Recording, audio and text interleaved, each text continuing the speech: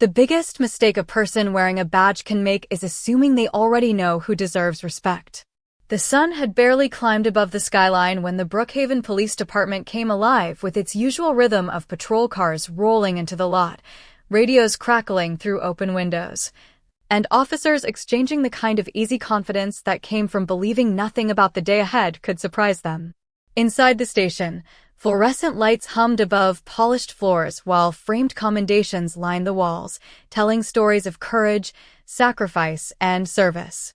Yet beneath the carefully displayed honors lingered something no plaque could hide, a culture that had quietly taught too many people to judge before listening. At exactly 7:42 a.m., a black sedan pulled into the visitor parking area. A woman stepped out carrying nothing more than a slim leather portfolio and a calm expression that never wavered. She wore a charcoal gray blazer, simple slacks, and comfortable shoes, blending into the steady stream of attorneys, clerks, and city employees who passed through government buildings every morning. Her name was Danielle Carter, although no one there bothered to ask. She paused for a brief moment, studying the aging brick building that would become her workplace before walking toward the front entrance with measured confidence. She noticed the faded paint on the handrails, the security camera above the doorway, and the officers laughing together near the entrance. Every detail mattered. Every face mattered. As Danielle reached for the front door, one of the officers stepped into her path. Officer Ethan Brooks folded his arms with a grin that carried more certainty than courtesy. "Employees only," he said, motioning toward the sidewalk without asking who she was. Danielle answered with quiet politeness. "I'm expected inside." Ethan exchanged an amused look with Officer Ryan Keller, whose laughter drew the attention of several others standing nearby. "Everybody says that," Ryan replied. "Maybe try City Hall across the street." Danielle remained composed. "I believe you're making a mistake." Those words only encouraged more smirks. Ethan moved closer, dismissing her explanation with a sharp gesture that abruptly stopped her from continuing toward the entrance. The unexpected contact startled everyone nearby for a heartbeat, yet no one stepped forward. Several officers simply watched, assuming the woman in business attire had wandered somewhere she didn't belong. Danielle studied herself almost instantly. She neither raised her voice nor argued. Instead, she looked directly at Ethan's nameplate, then at Ryan's, silently committing both names to memory. Around them, conversations resumed as though nothing unusual had happened. A civilian clerk hesitated near the reception desk before lowering her eyes and continuing inside. A rookie officer shifted uneasily but remained silent. Danielle slowly adjusted her portfolio, brushing away the dust that had settled against its edge. Then she asked one calm question. "Are you absolutely certain this is how you want to welcome someone on their first day?" Ethan laughed without hesitation. "Trust me," he answered confidently. "If you belonged here, we'd know exactly who you were." Danielle held his gaze for one long second, her expression revealing neither anger nor embarrassment, only quiet certainty. Somewhere deeper inside the station, footsteps echoed down the hallway as members of the command staff gathered for a morning meeting unlike any they had attended before. Outside, the officers still believed they had protected their building from an unwelcome visitor. None of them realized they had just greeted the future of their department, and the first lesson she would teach had already begun. Danielle Carter walked through the front entrance only after the receptionist quietly confirmed that the morning command meeting had not yet begun. She thanked the woman with a warm smile, signed the visitor log without correcting the temporary badge that had been handed to her, and continued down the main hallway at an unhurried pace. Every step revealed another piece of the department she had been asked to lead. Bulletin boards displayed community outreach posters beside internal notices about professionalism and public trust. Award plaques reflected decades of distinguished service, yet the atmosphere felt strangely divided. Some employees greeted one another with genuine respect, while others barely acknowledged the civilians walking past them. Danielle noticed the difference immediately. She had spent more than 20 years working inside law enforcement, and experience had taught her that culture was never defined by slogans on a wall. It revealed itself through ordinary moments when people believed nobody important was watching. A young dispatcher offered coffee to an elderly maintenance worker with a cheerful smile. Moments later, another officer dismissed a records clerk with an impatient wave without even looking up from his phone. Small moments. Quiet moments. The kind that rarely appeared in official reports, but shaped an entire organization. As Danielle continued toward the conference wing, conversations drifted through partially open office doors. She heard discussions about overnight patrols, weekend sporting events, and the arrival of the department's new chief. Some voices sounded hopeful. Others sounded skeptical. One detective remarked that every new leader promised change before eventually becoming part of the system. Another replied that nothing would ever change because people only respected authority when it looked familiar. Danielle kept walking without interrupting them. Their opinions mattered more than they realized because they were spoken freely, without rehearsed smiles or prepared speeches. Near the evidence division, Lieutenant Harold Bennett noticed the temporary badge hanging from Danielle's blazer. Unlike the others, he approached with quiet professionalism. "Good morning, ma'am. Can I help you find someone?" Danielle appreciated the courtesy. "Thank you. I am looking for the command conference room." Harold pointed down the hallway. "Second door on the left. The meeting should begin in about 10 minutes. Before leaving, he hesitated. "I heard there was some confusion outside earlier. I hope everything was resolved." Danielle met his eyes and answered gently. "People reveal a great deal during first impressions."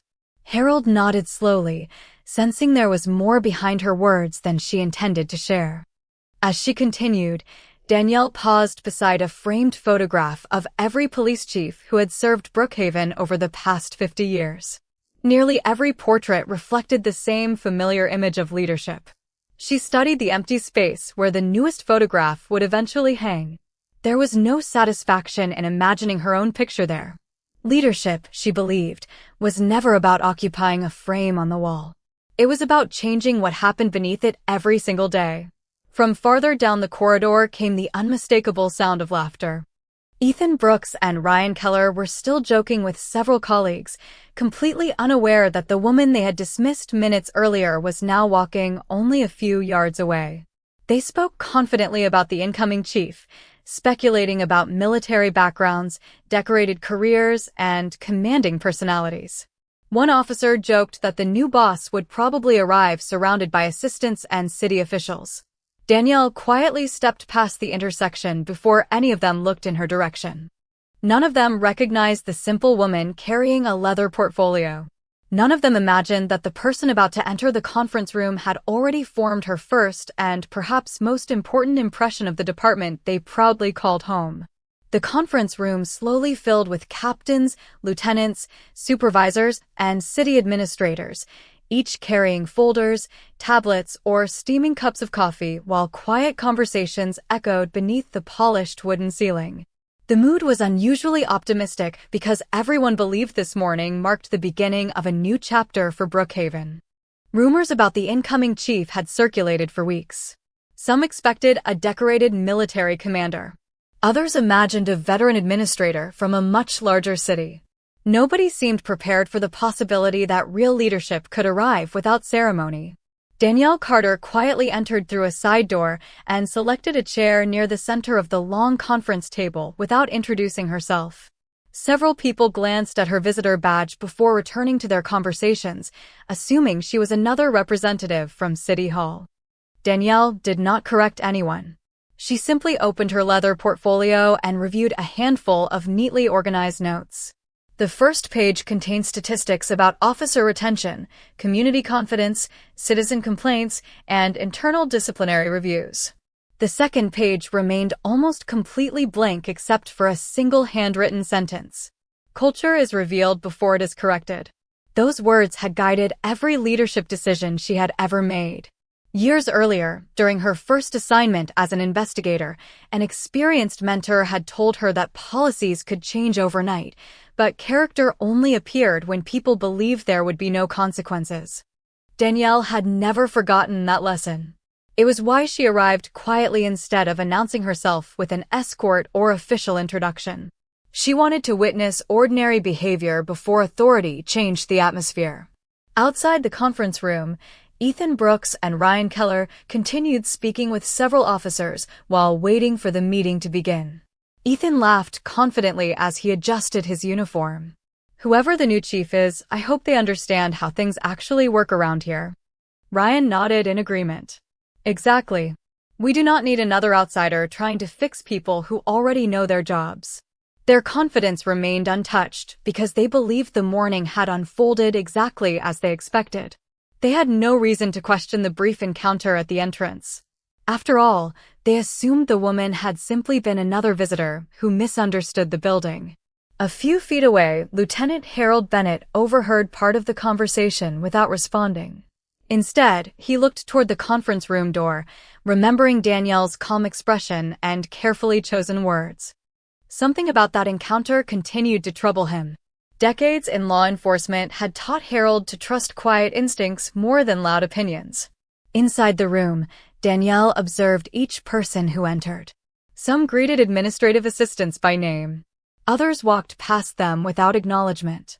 Some thanked custodial staff arranging water pitchers and notepads. Others acted as though those employees were invisible. Danielle wrote nothing during those moments because she did not need to. She remembered faces easily, but more importantly, she remembered patterns. Respect was rarely demonstrated during formal speeches. It appeared in the smallest interactions, the ones people believed carried no significance. At exactly 8 o'clock, the room fell silent as the police commissioner entered alongside Mayor Richard Lawson. Every chair filled. Every conversation stopped. The mayor smiled warmly while placing a folder on the podium. "Good morning, everyone. Thank you for being here on an important day for the future of Brookhaven." Danielle calmly closed her portfolio and folded her hands on the table. Across the room, several command officers exchanged curious glances as they realized the unfamiliar woman had taken a seat among department leadership. Outside the closed conference room doors, Ethan and Ryan remained convinced they understood exactly who belonged inside that meeting. Within moments, everything they believed about authority, leadership, and first impressions was about to be tested in a way neither of them could have imagined. Mayor Richard Lawson waited until every conversation had faded before stepping to the front of the room. Sunlight filtered through the conference room windows, casting long reflections across the polished table where decades of leadership meetings had shaped the direction of the department. "Before we begin," he said with an easy smile, "I want everyone to remember something. Leadership is not measured by how people treat those above them. It is measured by how they treat the people they believe have no authority at all." A few people nodded politely, assuming it was simply another opening remark. Danielle Carter remained silent, her hands resting calmly on the closed portfolio in front of her. Around the table, department commanders exchanged curious glances, still trying to identify the unfamiliar woman sitting among them. Commissioner Angela Monroe stepped forward beside the mayor. "The city council spent months searching for the right person to lead Brookhaven into its next chapter," she began. "We were not looking for someone who would simply maintain the status quo. We were looking for someone willing to earn trust from this community one decision at a time." Outside the conference room, Ethan Brooks glanced at the closed doors before checking his watch. "This introduction is taking longer than I expected," he joked. Ryan Keller shrugged. "Probably another speech about accountability." Several nearby officers laughed quietly. None of them realized that every passing second was bringing them closer to the moment that would redefine the morning. Inside, Commissioner Monroe continued. "Our new chief has served with distinction in criminal investigations, internal accountability, and leadership development. She has earned respect in every assignment because she listens before she speaks and observes before she judges." Danielle slowly lifted her eyes, saying nothing. Lieutenant Harold Bennett noticed the subtle movement and felt his earlier concern return. His memory replayed the encounter near the hallway, the temporary badge, the calm voice, the sentence that had lingered in his thoughts ever since. People reveal a great deal during first impressions. Suddenly, the pieces began fitting together. Harold's expression changed almost imperceptibly as realization settled over him. Across the room, Captain Melissa Grant followed his gaze toward Danielle and quietly wondered why the commissioner seemed to be speaking directly toward the woman no one had introduced. The atmosphere shifted. Not dramatically, but enough for several people to straighten in their chairs. Mayor Lawson smiled once more before looking directly toward Danielle. "There is one final thing I would like everyone to understand," he said. "The strongest leaders rarely announce themselves when they walk into a room. They learn first. They observe first. Then they act." Danielle stood with calm confidence, smoothing the front of her blazer before closing the portfolio. The sound echoed softly through the suddenly silent room. Commissioner Monroe turned toward her with unmistakable respect. "Ladies and gentlemen," she said clearly, "it is my honor to introduce the next chief of the Brookhaven Police Department, Chief Danielle Carter." For a brief moment, the room became perfectly still. Several command officers looked from Danielle to the commissioner and back again, searching for confirmation that they had heard correctly. Lieutenant Harold Bennett lowered his eyes with quiet understanding. Everything now made sense. Outside the conference room, Ethan and Ryan continued their conversation, completely unaware that only a few feet away the woman they had dismissed earlier that morning had just been introduced as the highest-ranking officer in the entire department. Within minutes, they would walk through those doors expecting an ordinary welcome ceremony. Instead, they would come face to face with the consequences of a first impression they could never take back. No applause followed the introduction. The silence that settled over the conference room carried far more weight than celebration ever could. Danielle Carter acknowledged the room with a composed nod before remaining on her feet. She did not begin with promises, dramatic speeches, or polished slogans. Instead, she allowed the moment to breathe, giving everyone time to absorb the reality standing before them. Some command staff members looked genuinely encouraged. Others lowered their eyes, replaying every assumption they had made only moments earlier. Danielle spoke with a steady voice that never rose above a calm conversation. "Thank you, Mayor Lawson. Thank you, Commissioner Monroe. I accepted this position because I believe every community deserves a police department that earns trust every single day. Trust is not created by uniforms. It is created by choices." She paused briefly before continuing. "This morning, before entering this room, I learned more about this department in 15 minutes than any written report could have taught me in 15 weeks. The words immediately changed the atmosphere. Chairs shifted softly across the floor. A captain quietly placed his pen on the table. Lieutenant Harold Bennett remained still, already understanding exactly where the conversation was leading. Danielle continued without accusation or visible frustration. "I observed excellent professionalism from employees whose names may never appear in headlines. I watched kindness offered without expectation of recognition. I also witnessed moments where respect was withheld simply because someone believed another person did not belong. No names were mentioned. No one interrupted." The room had become completely focused on every word. Danielle opened her leather portfolio and removed a single sheet of paper. "Leadership begins with observation," she said. "Before today, I reviewed hundreds of pages containing statistics, performance evaluations, and community surveys. They were valuable, but numbers alone cannot explain culture. Culture reveals itself through ordinary interactions when people believe there will be no consequences." Around the table, several supervisors exchanged thoughtful glances. The statement was impossible to dismiss because everyone recognized its truth. Danielle placed the paper back inside the folder without reading from it. She had memorized every detail long before arriving. "This department has extraordinary potential," she continued. "The people serving this city deserve leaders who hold everyone to the same professional standard, regardless of title, assignment, appearance, or first impression." Commissioner Monroe smiled quietly, allowing Danielle complete control of the room. The confidence with which she spoke came not from authority, but from experience earned over decades of difficult decisions. Outside the conference room, the administrative assistant informed Ethan Brooks and Ryan Keller that the command staff wanted every available supervisor and patrol representative present for the formal welcome. The two officers adjusted their uniforms with casual confidence before walking toward the meeting room. Ethan even joked that it was probably time for another speech about teamwork and community partnerships. Ryan laughed and agreed that introductions were usually predictable. Neither officer noticed Lieutenant Harold Bennett stepping into the hallway. Harold looked at them for a long second, as though considering whether to warn them. Finally, he simply opened the conference room door and motioned for them to enter. "They are waiting," he said quietly. Ethan and Ryan thanked him without noticing the unusual seriousness in his expression. They walked through the doorway expecting an ordinary ceremony filled with handshakes and polite smiles. Instead, the first face they recognized was Danielle Carter standing confidently at the front of the room beside the mayor and commissioner, her calm eyes meeting theirs with the same quiet composure she had shown outside the entrance less than an hour earlier. In that instant, every confident assumption they had carried throughout the morning began to disappear.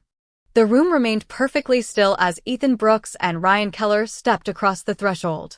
Their confident expressions faded almost immediately when they recognized Danielle Carter standing beside Mayor Richard Lawson and Commissioner Angela Monroe. Neither officer spoke. Neither seemed able to reconcile the image before them with the assumptions they had made less than an hour earlier. Danielle acknowledged them with the same composed expression she had carried throughout the morning. There was no anger in her eyes, no satisfaction, and no desire to embarrass anyone publicly. She simply waited until they found seats along the side of the conference room. The silence lingered long enough for everyone to understand that something significant had already happened before the meeting began. Danielle finally continued speaking. "Every police department has policies. Every police department has procedures. What separates an exceptional department from an average one is something far more difficult to measure. It is character." She slowly walked toward the center of the room, speaking without notes. "A badge gives authority to enforce the law. It does not give permission to decide who deserves dignity. That decision should never depend on appearance, age, occupation, neighborhood, or first impression." Several supervisors nodded almost instinctively. Others remained motionless, carefully considering every word. Danielle looked around the room before continuing. "Earlier this morning, I entered this building exactly as any member of the public might. I did not arrive with an escort. I did not announce my position.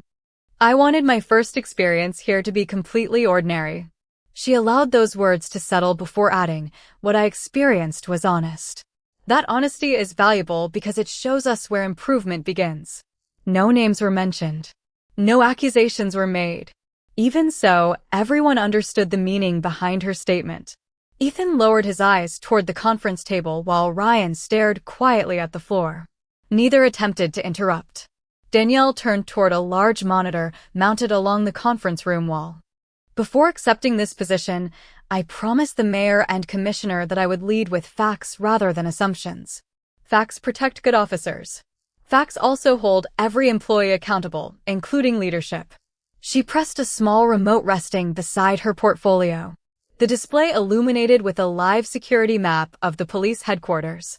A series of camera locations appeared across the building entrance, reception area, and main hallway. Danielle calmly continued.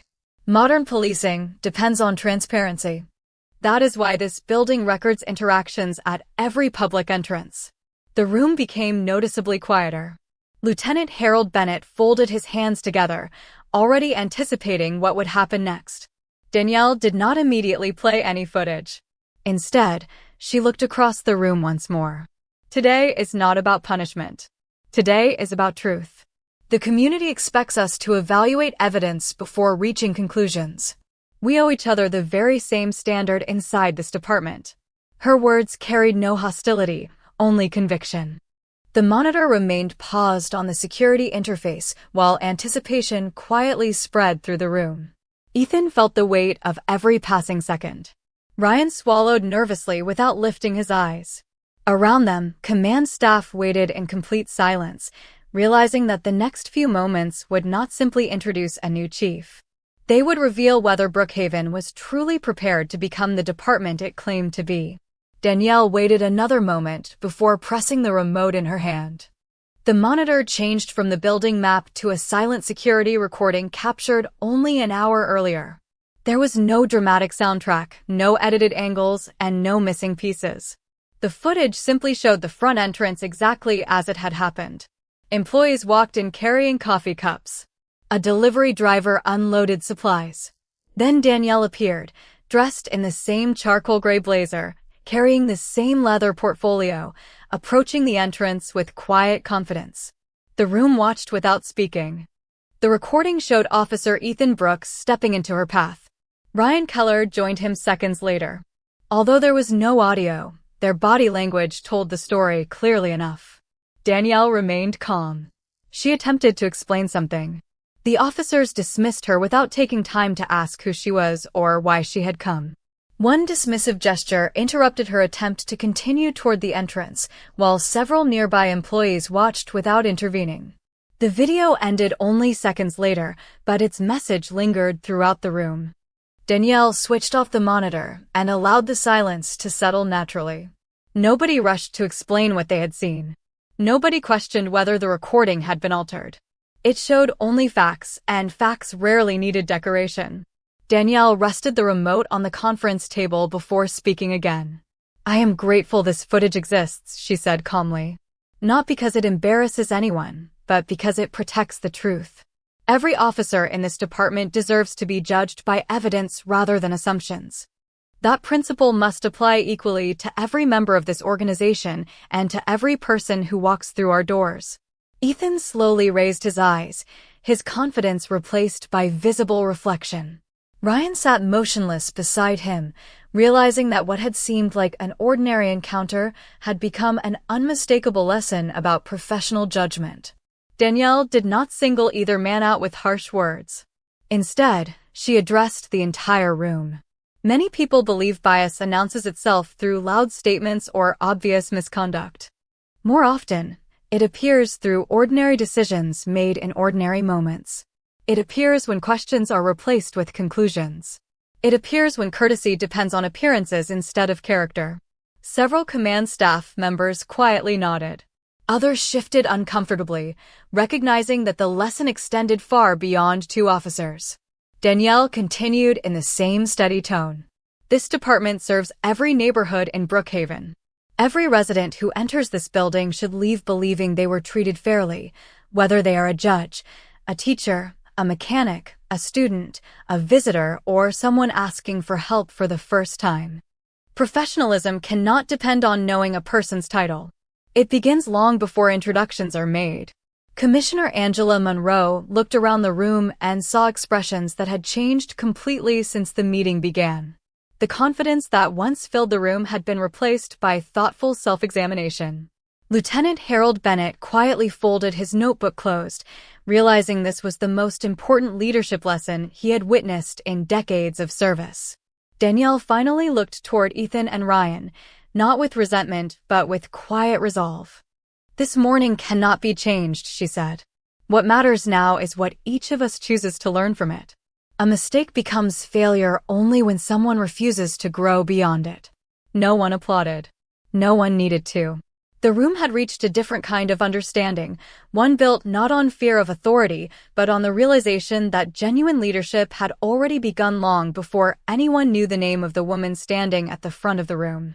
The meeting concluded without raised voices, yet the impact of the morning continued to ripple through every hallway of the Brookhaven Police Department.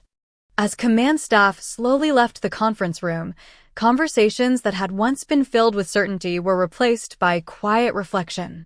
Danielle Carter remained behind for only a moment, gathering her portfolio before asking Commissioner Angela Monroe and Mayor Richard Lawson for one request. "Please allow me to handle the rest as chief, not as someone seeking to make an example of anyone." Both agreed without hesitation. Within 30 minutes, a department-wide memorandum announced the beginning of a professional standards review focused on front desk procedures, visitor interactions, and supervisory accountability. It was not described as punishment. It was presented as an opportunity to strengthen public trust. Danielle insisted that every decision follow established policy, documented evidence, and due process. Rumors spread quickly throughout the building, but she discouraged speculation. "Facts first," she reminded every supervisor. "Opinions can wait." Ethan Brooks and Ryan Keller were asked to meet privately with Danielle later that afternoon. They entered her office expecting anger or humiliation. Instead, they found neatly organized files, family photographs on a bookshelf, and a framed quotation that read, "Character is revealed when no one believes the moment will matter." Danielle invited both officers to sit before speaking. Her voice remained calm, exactly as it had been since sunrise. This conversation is not about destroying careers. It is about protecting the integrity of this department. She reviewed the security footage once more, this time pausing to discuss individual decisions rather than personalities. She asked why neither officer had introduced themselves before making assumptions.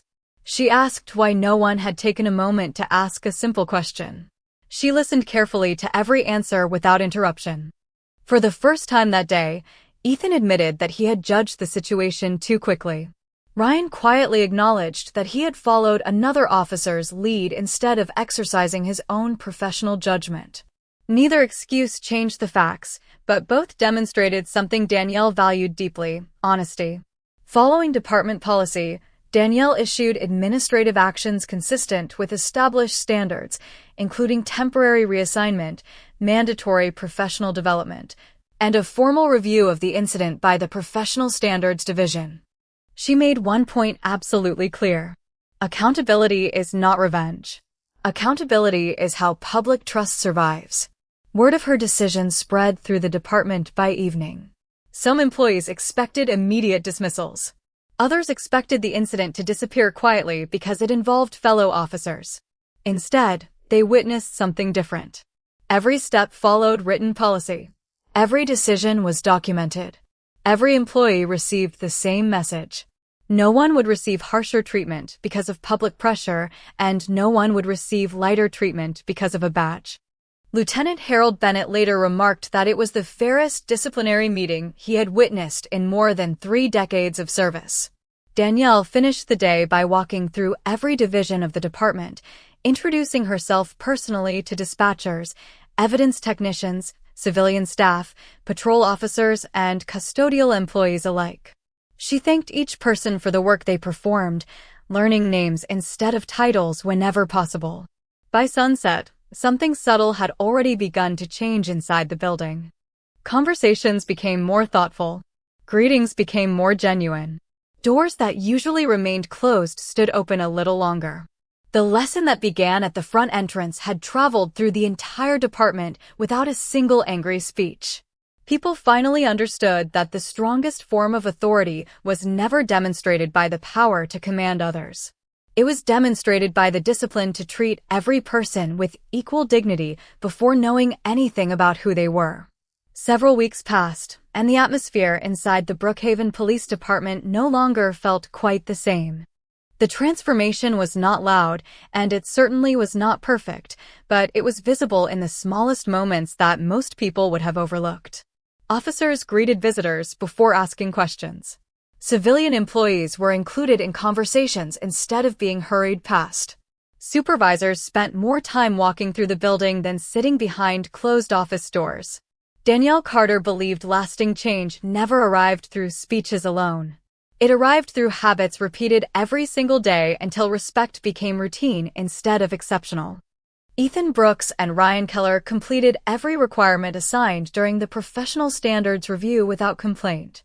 They attended additional leadership training, participated in community listening sessions, and spent time with veteran officers known for their professionalism rather than their seniority. The process was neither quick nor comfortable, but it challenged assumptions they had carried for years without ever examining them. One afternoon, several months after Danielle's first day, a nervous elderly man entered the station carrying a worn envelope and looking uncertain about where to go. Before anyone else noticed him, Ethan walked across the lobby with a calm smile. "Good afternoon, sir. Welcome to Brookhaven Police Department. How may I help you today?" There was no hesitation in his voice and no judgment in his expression. Ryan soon joined him, patiently helping the visitor complete the paperwork he needed before personally walking him to the correct office. Danielle happened to witness the entire interaction from the second-floor hallway. She said nothing. She simply watched as the two officers treated the visitor with the same courtesy they would have offered the mayor, a judge, or another police officer. When the lobby became quiet again, Lieutenant Harold Bennett smiled to himself. He remembered the confusion of that first morning and recognized how far the department had already come.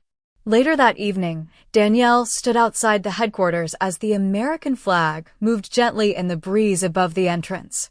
The same front doors where strangers had once been measured by appearances now welcomed residents with simple words painted across a new plaque installed beside the reception desk. Every person. Every time.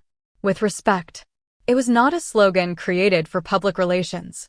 It had become the standard by which every employee measured success. Before leaving for the night, Danielle paused for one final look at the building. She understood there would always be more challenges waiting tomorrow.